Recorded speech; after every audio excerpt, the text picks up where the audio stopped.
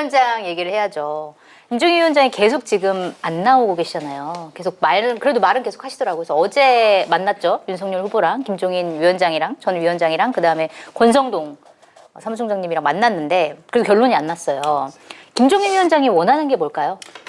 아, 김병준 좀 빼. 김병준? 네, 빼. 그분이 가장 큰 거죠? 그러니까 김종인 위원장 생각은 이거죠. 총괄 선대위원장 내가 있고 그다음에 이준석 대표가 선대위원장으로 있고 네. 그다음에 총괄 선대본부장 이렇게 셋 명이 직할 체제, 스마트하고 간단한 체제로 해서 내가 생각하고 판단하는 선거 관련된 기획이 바로바로 즉각적으로 선대위에서 실행될 수 있도록 하는 구조를 짜겠다. 수직 구조를 짜겠다. 간섭하지 마 이거예요. 네. 근데 지금 구조를 어떻게 짜놨냐면 총괄 선대위원장 김종인, 공동 상임 선대위원장 이준석, 김병준이에요. 네. 그러면 총괄 선대위원장이 상임 선대위원장한테 아 이건 이렇게 하고 저건 저렇게 하고 메시지 이거 하고 일정 이렇게 하고 뭐 정책 이렇게 언제 발표하고 뭐 지시를 할 거 아니에요. 네. 김병준 위원장이 아 그런 생각이 좀 다릅니다. 이러면 어떡해요? 자기 뜻대로 안 되잖아요. 본인이 컨트롤할 수 있는 약간 그게 있어야 되는데 네, 이준석 대표는 되는데. 워낙 김종인 위원장님이 오셔야 됩니다. 그냥 김종인 위원장과 제가 열심히 선거 잘 치르겠습니다. 딱 이랬잖아요. 네. 본인은 홍보 쪽으로 지금 빠져 있잖아요. 그러면은 김종인 위원장이 본부장을 직할할 수가 있어요. 쫙. 네. 그런 구조에서 김병준 공동 상임 선대위원장은 큰 장애물이다. 그래서 난 싫다라고 생각하신 것 같습니다. 그러면 그분이 혹시 그래서 그분이 약간 뭐 위원회 예를 들어서 김한길 그 양반. 위원회가 그 양반은 네. 이제 윤석열 후보가 김종인 위원장한테 그 양반이라고 한 건데 어쨌든 그 김한길 그 전 대표처럼 좀 외곽으로 빠질 가능성 없어요? 그러니까 이거죠. 윤석열 후보 총괄 선대위원장이 있잖아요. 네. 김한길 전 대표는 후보 바로 밑으로 반개로 뺐어요. 그렇죠. 뭐 새시대 위원장? 그렇죠. 네. 새시대 추진위원장인가? 네. 그러니까 김병준 위원장도 후보 바로 밑에 해가지고 옆으로 빼라. 그래서 정책을 하든 뭘 하든 그냥 그렇게 해라. 내 밑에 직할적으로 두지 마라. 라고 하는 의견입니다.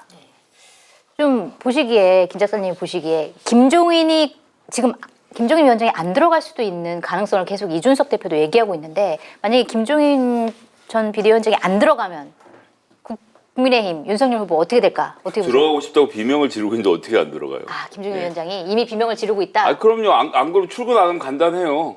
맞아.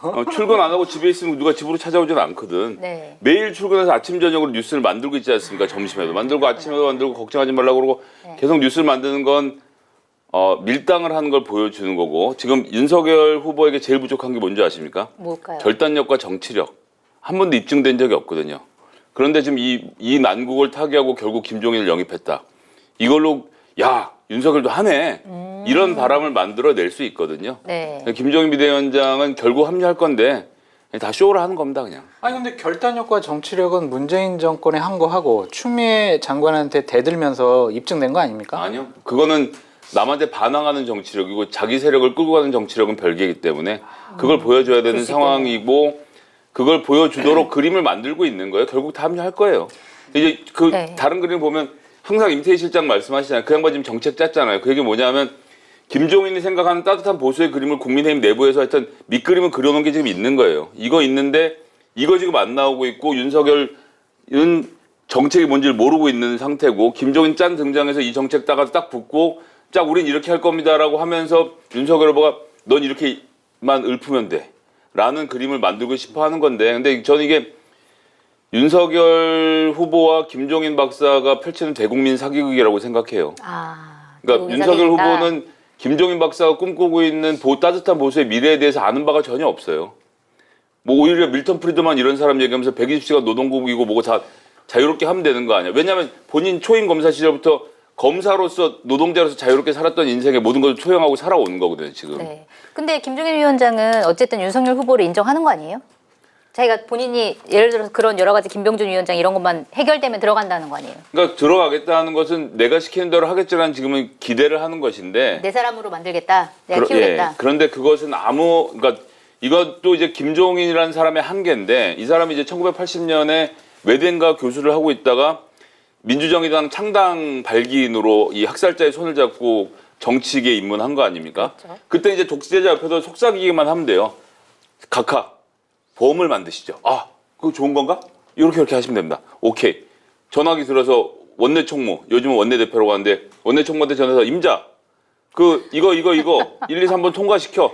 네, 알겠습니다, 각하. 하면 바로 쭉 통과되거든요. 그렇게 해서 정책을 80년대 바꿨는데 김종인 씨는 아직도 이 생각에서 못 벗어나서 지금도 박근혜 한 사람만 설득하면 윤석열 한 사람만 설득하면 자기 정책이 통과될 거라고 생각하는 거죠. 네. 그리고 그분이 시원시원하게 하면서 좋은 정책들을 제시하면 국민들이 아 저렇게 되겠구나 하고 뽑을 텐데 국민의힘이라는 정당이 과연 그럴 만큼 정신개조가 지금 돼 있냐? 안 돼 있거든요. 결국 그렇게 할 거라고 시작하고 나면 아무것도 안 하게 되는 그림으로 갈 거라고 봅니다. 저 이제 그만 근데- 얘기하고 이재명 후보 얘기합시다.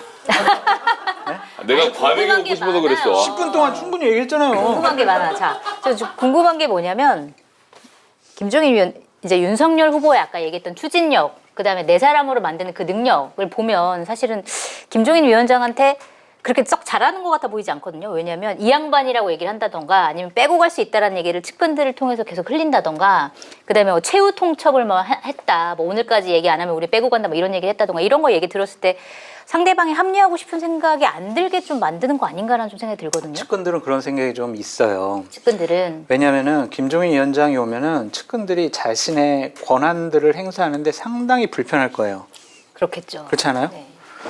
아니 김종인 위원장만 없으면은 지금까지 활기를 캠프에서 치면서 막할수 있는데. 호흡 맞춰왔던 사람들이 지금 당의 조직과 자금을 장악하고 있는 권성동 의원과 함께 얼마든지 자기네 하고 싶은 일들을 다 할 수 있을 거예요. 네. 메시지, 뭐 정책, 조직, 자금 집행. 근데 김종인 위원장이 있으면은 일일이 거기에다 대고 결제 맡아야 되잖아요. 저기 이거 돈 좀 이렇게 좀 결제 좀 해주십시오. 그럼 이거 왜 쓰고 싶은데? 어? 이거 뭐 필요 없어 이거? 어? 쓸데없어. 쓰지 마. 이런 식으로 하려고 할 것 같아요. 그래서 그런 그래서 것들 불편하다. 측근들이 싫어한다. 그럼 윤석열 후보 본인은 김종인 위원장을 이제 영입하는 거에 대해서 이분이 아니면 안 된다 이렇게 생각할까요, 진심으로? 하긴 할 것 같아요. 왜냐하면은 캠프 때부터 상당히 도움을 많이 받았고 캠프에 있을 때 선거가 어려울 때마다 김종인 위원장하고 상의를 하면서 통화를 하고 끝나고 나면 주위에 이렇게 얘기를 했대요. 내가 진작 김종인 위원장과 함께 정치를 할 걸. 네. 이렇게 경륜 있는 분 내가 진작 모셨어야 되는데 네. 가로 열고 천공 스님 말고 이랬는데 이 김종인 위원장이 중간에 경선 때 어려울 때마다 진짜 이 ICBM을 쏴줬어요. 안 그래요? 네. 이제 홍준표 후보가 막 치고 올라가는데 아니 이번 저 대선은 윤석열 후보랑 이재명 후보의 대결이지 윤석열 후보가 대통령 될 가능성 많아. 이런 식으로 딱 판을 정리해 주잖아요. 네. 홍준표 후보 얘기도 안 해요. 아예 언급을 안 해. 언급도 안 해요. 그냥 네. 그냥 구도를 딱 만들어 버렸어요. 그 정도로 많은 도움을 받았다고 생각을 하는데 지친 것 같아요. 좀 그분의 나 할 만큼 했다. 그러니까 월요일 날 후보 당내 경선 후보들하고 오찬하면서 아 나 진짜 할 만큼 했다. 나 정말 그렇게 얘기를 했잖아요. 힘든다는 걸. 네. 그러니까 너무 많이 김종인 위원장이 윤석열 후보를 좀 괴롭힌 부분도 있다. 그러니까 대선 후보를 이기려고 하는 거잖아요 지금. 그렇죠. 그렇죠? 그건 옳지 않아요.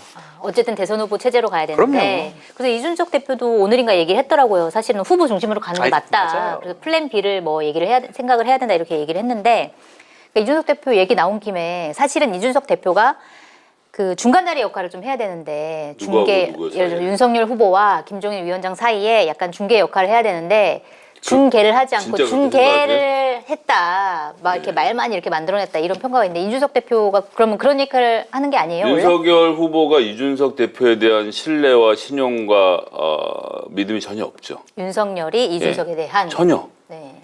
공개적으로 몇 차례 언급하지 않았습니까? 일단 뭐 여기서 말씀드렸던 것 같은데 이 윤석열 후보 인터뷰에서 이준석 대표하고 잘할 수 있느냐 물어보니 갓 임용된 신입 수사관들하고 내가 잘 지냈다. 그러니까 내가 이준석하고 잘 지낼 수 있다. 네.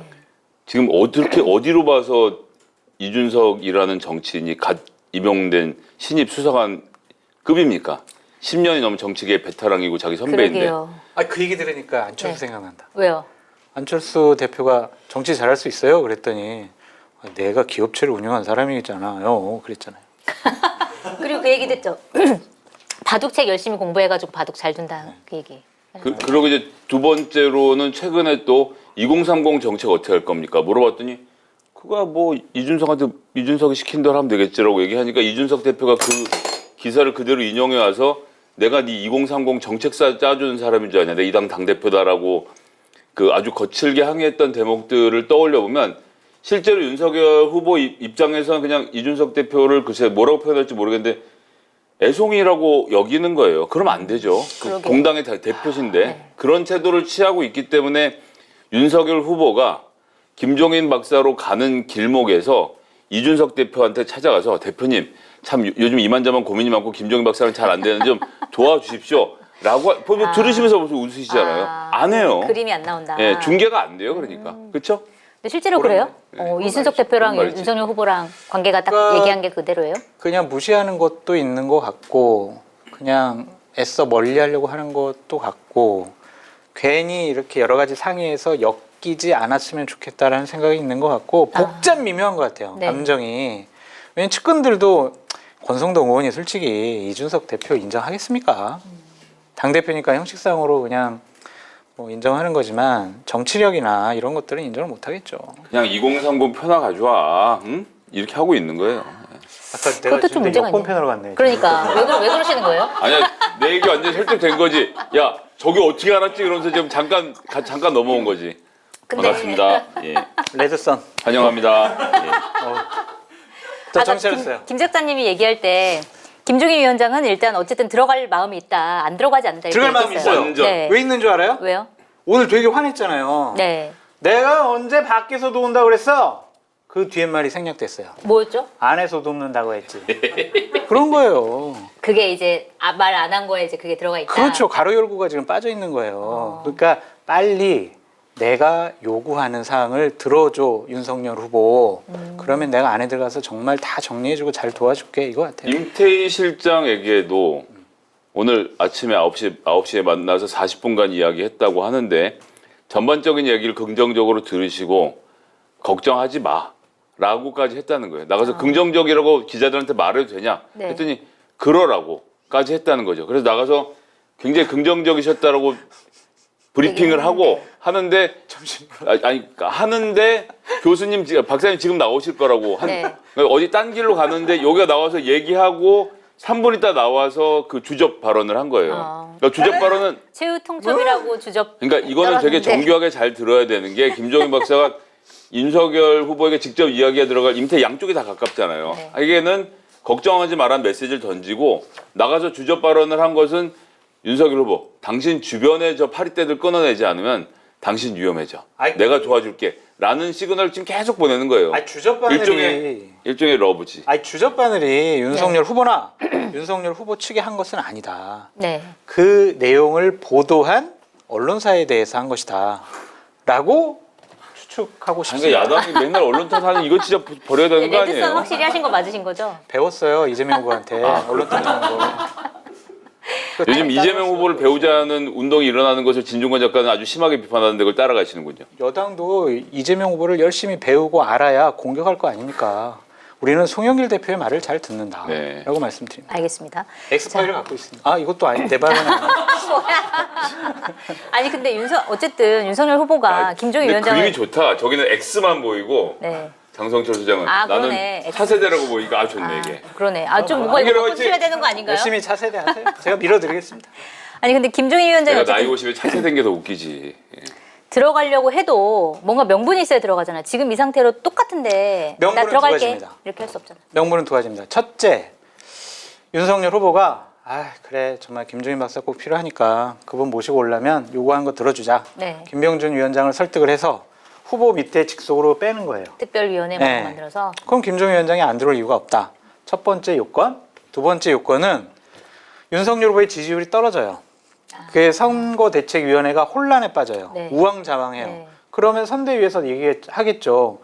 우리가 구심점이 없어요. 뭔가를 결정해 줄 사람이 없어요. 그분이 누구? 김종인 위원장밖에 없어요라고 찾을 수밖에 없어요. 그래서 지지율이 떨어지냐 아니면 윤석열 후보의 결단이냐 둘 중에 하나다. 왠지 지지율이 떨어질 때까지 바라는 거죠. 아니요. 그게 아니라 바라는 게 아니라 지지율이 떨어질 때까지 지지분이 할 것만 같다는 생각이 드네요. 그것도 바라는 거 아니에요? 아니 아니에요. 저 기자님, 누군가를 지지하지 않습니다. 냉정하게 말씀하셔야죠. 네. 뭐요? 지금 어떻게? 지지부진해요. 할 것 그렇죠. 같은 게 아니라. 지금 벌써 이미 떨어지고 있잖아요. 국민의힘이지 뭘 하간 게 뭐가 있어요. 그거는 민주당 이재명 후보 쪽보다는 낫다라는 생각이 들어요. 선거대책위원회 2달 전에 구성을 했잖아요. 그러고 나서 2주 전에 이 선대위 가지고 안 되겠어. 다시 만들 거야. 쇄신 변화할 거야. 라고 해놓고 지금 진행되는 게 거의 없어요. 아, 네. 그러면 이재명 맞아요. 후보나 민주당이 훨씬 더 지지부진한 거지. 아, 그러네요. 지지부진한 그런데- 사람이 왜 더 지지부... 근데 문제는 뭐냐면 이재명 후보의 지지율은 오르고 있고 윤석열 후보의 지지율은 떨어지고 있잖아요. 그래도 윤석열 후보가 아직은 지지율이 높다라는 생각이 듭니다. 그렇죠. 좀 약간 지지율이 보니까 완전 굉장히 근데 들쭉날쭉하더라고요. 위험해 지금. 나는 네, 윤석열 윤석열 후보 후보? 지지율 흐름이 위험하다고 위험하다. 봐요. 네. 왜냐하면은 지금 얘기해도 돼요? 네. 왜냐하면은 지금 지난 한 주간의 이재명 후보의 흐름을 보면 한쪽은 사과, 반성, 울컥, 눈물, 큰절 감성적인 정치를 해요. 네. 그러면서 당은 쇄신, 변화, 바꾸겠다라는 이미지를 계속 줘요. 그렇죠. 감성적인 정치와 변화를 추구한다라는 양 칼을 들고 지금 막 윤석열 후보한테 휘두르고 있는데 이쪽은 잠깐만 우리는 내부 수리 중이니까 니들하고 지금 못 싸우겠어. 우리부터 좀 수리할게. 네. 니들끼리 좀 알았지? 이런 상황이거든요. 그러니까 이거 흐름이 안 좋은 거죠, 저는. 자, 그다음에 우리 이렇게 바라고 바라던 와! 장교님이 바라고 바라던 이재명 후보 얘기를 근데 할 이재명 텐데요. 후보 얘기하다가 칭찬 나오는 거 아니야 또? 내가 이렇게? 그래도 윤석열 후보보단 낫죠, 막 약간 이런 얘기 하시는 거 아니에요? 아이, 실제로 절대. 낫지. 뭐가 나요? 아니 왜 아까 그래요? 잠깐 지지율 얘기할 때도 이재명 쪽은 약간 사과하고 이번 주 흐름은 좋았다. 지금 감성으로 간다 이렇게 얘기를 막 하시길래 웬일로 또 이렇게 칭찬을 하시지? 이번 주 흐름- 원래 감성 쇼까지 넣었어야 되는데 쇼라는 단어를 뺐죠. 아 그러면 그거는 예를 들어서 어제는 실제로 큰절까지 했던데 저는 좀 약간 어떻게 보면 약간 생뚱맞은 상황일 수 그거는 있겠다 뭐 이런 생각도 100% 짠 들고. 거예요. 아 그래요? 그 주위에 있는 그 당직자들한테 야, 좀 이따 내가 큰절할 테니까 아주 처음 보는 듯이 당황하고 놀래라. 그렇게 다 짜고 들어간 거라니까요. 아닌 가서 것 그냥 하면 같던데. 놀랐는데 뭘 그걸 설명을 하고 놀래켜. 아니, 말도 안 되냐. 왜냐면 거기 안 놀랄까 봐. 취재 갔던 수준 후배 좀 기자가 높으세요 진짜. 안 놀랄까 봐. 후배 기자가 되게 굉장히 깜짝 놀랄 상황이었고 의원들도 진짜 당황해가지고 되게 엉거주춤하면서 같이 이제 고개를 숙였고 기자들도 막 굉장히 당황했다는 거예요, 그거를 상황이. 저 보통 공식적인 회의 들어가기 전에 당 후보실에 모여가지고 한번 예행 연습을 해요. 아 저라는 거. 네. 아, 절하고 깜짝 놀라는 거. 그건 국민의힘이라는 표정 안 돼. 거지. 국민의힘은 절한 적 없습니다. 네. 그렇게 지금 좀 뿌려봐요 한번. 이재명 대선 후보가 절한 적 살려주세요까지 하는 정당 아니에요 그 정도? 바른 정당 때 그러지 않았어요. 아 그런가요? 바른 정당. 그때 무릎 꿇고. 그것도 연습했어요. 아 그래요? 그럼 그걸 연습했는데 여기를 연습했다고 하시면 안 돼요. 네. 연습한 거 아닙니다. 근데 인정했어요. 어쨌든 그게 도움이 된다는 거 아니에요? 많이 도움이 장교님? 되죠. 네. 왜냐면은 겸손하구나. 뭔가 잘못했다라고 생각을 하는구나. 그래도 국민들을 섬길 줄 아는구나. 그런 인식을 줄 거예요. 그러니까 예를 들면 그 전까지는 이재명 후보가 아주 메시지나 행보가 나빴어요. 네. 내가 뭘 잘못했냐고요. 대장동과 관련해서 특히. 아니 나는 정말 당군 일에 최대의 그냥 공적으로 환수했다. 많은 것을 환수를 했어요라고 도대체 내가 뭘 잘못했는데 자기 측근이 뇌물죄로 구속당해도 잘못했다고 안 해. 그리고 다 본인이 승인하고 허가 내줘놓고 난 책임이 없다고 해. 그런 모습은 되게 안 좋아요. 저는 그런 소신을 계속 지켜나가길 바랬어요. 아, 근데 그거를 소신을 꺾고 갑자기 미안합니다. 죄송합니다. 네. 사과합니다. 울컥. 김혜경 여사도 가서 눈물 찔끔. 그리고, 이거는요. 네. 감성으로 한 일주일 정도 우리의 신분, 우리의 여태까지 이미지를 탈색해야 되겠다라고 생각한 연기다. 연기. 메소드급 그렇지만- 연기다. 그렇지만 김건희 잘했다. 여사님도 빨리 좀 나오셔서 같이 후보님이랑 여러 가지 그림 만들어 주시면 참 좋을 것 같은데요. 요즘 최고 유행하는 노래 하나 아세요? 뭐예요? 네가 왜 거기서 나와라는 노래가 있죠. 왜 갑자기 김건희 여사가 거기서 왜 나옵니까? 김혜경 여사만 김혜경 얘기합시다. 여사님 말씀하시길래. 지금은 이재명 타임입니다. 아까 윤석열 타임은 지났어요. 아니 김혜경 여사님 말씀하시길 김건희 여사님도 같이 나오셔서 부부가 좋은 모습 보여주셨으면 좋겠다라고 얘기하는 거죠. 언제 나오시는 거예요? 그 모습을 또 갑자기 윤석열 아니 궁금해가지고. 저도- 진짜 너무 궁금해가지고. 저도 궁금해요. 아 그래요? 그거는 노터치블, 언터처블, 또 노터치블. 터치할 수 없는 부분 같아요. 알겠습니다. 이거는. 자 그러면 아니 후보가 대선 승리하는 데서 캠프에서 언터처블이 어디 있어요? 뭐든지 다 해야지. 대변인님, 이재명 후보에게 집중합시다. 딴 길로 새지 맙시다. 예, 예. 그 큰절 효과 있을까요? 사진 남았잖아요. 그리고 지금 뭐 저는 더 보탤 얘기가 없는데 내가 뭘 이라는 것이 민주당의 지난 한 3년 동안의 가장 잘못한 모습 중에 하나였어요. 그러니까 우리가 여기서 굽히면 죽는다라는 생각으로 그렇게 했는데 안 굽히니까 죽었잖아요. 치밀요. 예, 죄송합니다. 예. 그렇게까지 날아가게 될지 저도 몰랐습니다. 이게 정말 죄송한데 네. 이 과메기 냄새 계속 맡으면서 방송을 하니까 침이 입에서 고여갖고 방송이 좀 어려워요. 얌테이블 이렇게 하면 안 돼요, 항상. 예. 놓고 이제 침착하게 하겠습니다. 어디까지 얘기했죠? 네. 절 했다. 사진 나왔다. 예, 네. 그런 그림이 만들어져서 민주당이 어쨌거나 잘못했다고 말을 하는구나. 그게 쇼라고 하더라도 어쨌거나 반성을 하잖아요. 그리고 이런 줄 알았는데라는 말을 붙이지 않고 반성을 하고 있거든요. 지금 이재명 후보가 하는 반성은 본의와 다르게 이런 말 안 해요. 네. 그냥 무조건 사과. 예, 그래서 사람들이 잘못했다고 생각하는구나라고 하는 건데 조금 자세하게 들여다보면 구체적으로 이재명 후보가 잘못한 것보다는 현재 민주당과 문재인 정부의 잘못을 본인이 사과하는 형태를 취해서 네가 그런 놈이야로 가지는 또 않아요. 그러니까 나름 굉장히 포인트를 잘 잡아서 적절하게 하고 있다고 생각합니다. 근데 좀 어떤 의견들도 있냐면 그렇게 사과를 하고 나서 큰절을 하고 난 다음에 이제 그때 이제 정책을 이제 담당하는 의원들을 쭉 앉혀놓고 굉장히 세게 드라이브를 걸었단 말이에요. 그러니까 이 정책 내가 예를 들어서 이런 법안 빨리 처리합시다. 그래서 왜 안 되죠? 이게 안 되면 어떻게 할 거예요? 안 되면 패스트트랙이라도 해야죠. 야당이 반대하더라도 우리 강행합시다. 그러려고 180도 준 거 아니에요? 이렇게 사실은 한 모습 자체가 너무 세게 드라이브를 거는 거 아니냐라는 일각의 시각도 좀 있었어요. 이건 좀 어떻게 보세요? 이재명 후보에 대해서 사람들이 잘 모르는 것 중에 하나가 이재명 후보가 민주당을 장악하고 있느냐? 저는 아니라고 봅니다. 이재명 후보는 당을 장악하지 못했어요. 장악할 만큼의 자기 세력도 없고 지금 사무총장 맡은 김영진 의원이 가장 가까운 의원 중에 하나인데 재선 의원에 불과하잖아요. 네. 그분이 사무총장으로서의 역할이 생기겠지만 그렇다고 해서 이재명 호가 민주당을 쓸어버릴 수 있는 상태가 아니란 말이에요. 그러니까 이재명 후보가 그렇게 한 이야기들은 민주당 내에서의 자체 시스템과 완충작용을 통해서 조정이 되는 얘기지 딱 듣고 나서 알겠습니다 후보님 저희가 한번 추진하겠습니다 이렇게 진행되지 않아요. 실제로 거기서도 좀 우려스럽다라고 그런 우려의 목소리가 나오고 이런 것들이 부딪히면서 중간에 접점을 찾을 거거든요. 그리고 여기에서 중요한 것은 지금 현재 11월과 12월 이 시점에서는 정말 국민들에게 꼭 필요한 민생 개혁 법안 개혁보단 민생에도 초점이 맞춰져 있는 법안 중에 국민의힘이 반대하는 법안을 중심으로 해서 뭐 강경하게 부딪히는 모델을 만드는 것 자체는 전 나쁘지 않다고 생각합니다. 그렇게 민생과 관련된 문제도 정략적으로 접근하는 대변인의 저러한 말에 상당히 실망스럽다라고 말씀을 아무래도 드리고 이과를 나와서 정치공학적으로 접근하는 모양입니다. 이과를 나와서? 이과하는데 왜 정치를 해요? 네? 우리나라 우리나라가 문과만 과학기술. 정치를 하니까 이 모양 이 꼴이 된 걸로 안 보이세요 지금? 우리나라 이과가 과학기술 정치 발전위에서 안철수 같은 이과 출신들이 정치를 많이 하면 그렇게 되는구나. 그러니까 과학기술 발전에 투신했어야 한다. 김성애 대변인 같은 경우엔. 예, 저도 그러고 싶어서 과학자가 되고 싶었는데 이렇게 돼버렸네요. 저는요 민주당이 후보를 잘못 뽑아서 고생을 하고 있다라고 말씀을 드리고 싶습니다. 네. 송영길 대표가 상당히 실망스러운 얘기를 했어요. 의원들 이재명 알아보기 이거 합시다. 그리고 글 올립시다. 이랬거든요. 지금 그게 맞습니까? 국민들이 무엇에 불편해하고 힘들어하고 국민의 뜻과 의견이 어디 있는지 그거를 공부해야지. 이재명 후보 만화책 보면서 일대기 보면서 이재명 후보가 어렸을 때 프레스 기계에 팔이 껴가지고 팔이 굽어져서 정말 흙수저에서 이런 대통령 후보까지 됐어요. 입지적인 인물이에요. 이러한 일대기나 외우고 있는 게 맞습니까? 저는 민주당의 후보부터 당대표까지 상당히 뭔가를 잘못 생각하고 있다라는 생각이고 조금만 더 얘기할게요.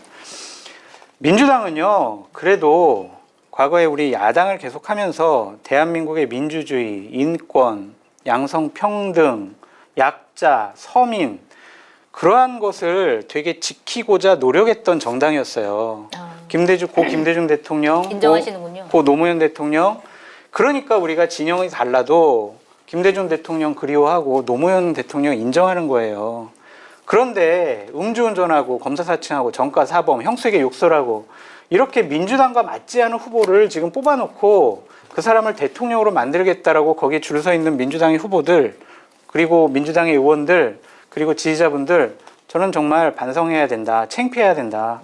그렇게 생각을 합니다. 그렇게 진심이 아닌 것처럼 느껴지지 이 말이. 나 진심 모르게 얘기했는데. 알겠습니다. 그리고